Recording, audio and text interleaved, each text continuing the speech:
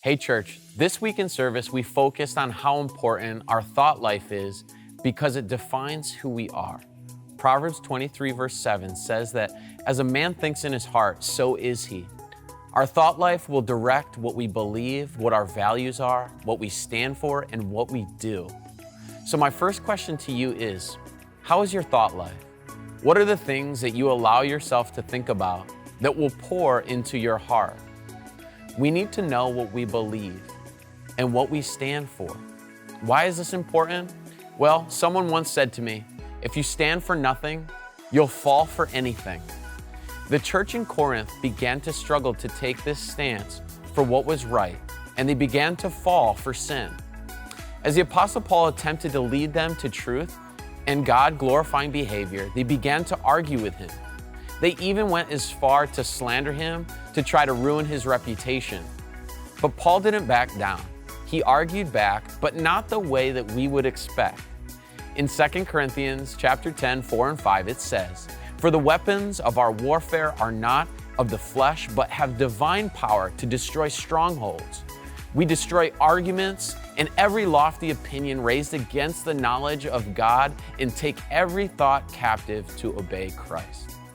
As Paul was experiencing people arguing with him and persecuting him, he saw this as a spiritual battle.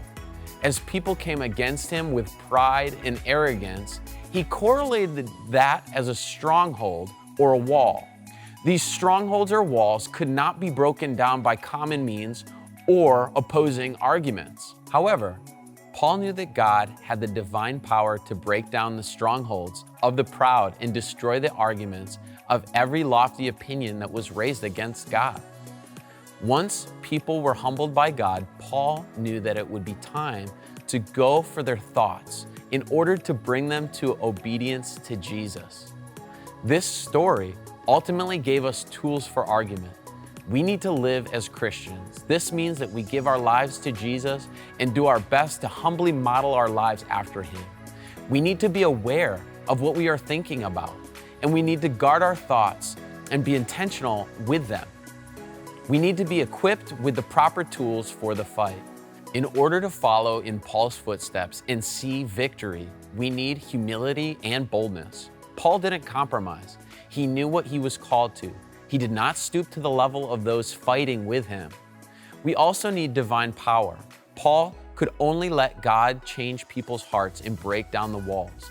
This requires the first two tools: humility to trust God and know that we can't fix people, and boldness to know that only God can do it. Then lead them to Jesus, go for their mind. Can you imagine if everyone came to obedience in Christ Jesus? What a world that would be. Well, I hope that this story of Paul has encouraged you. I hope that you are challenged to be intentional about your thought life so that you know what you believe. People will challenge you and attempt to discredit you and ultimately bring you to their thinking. As Christ followers, we must stay close to Jesus and argue with tools that Paul used.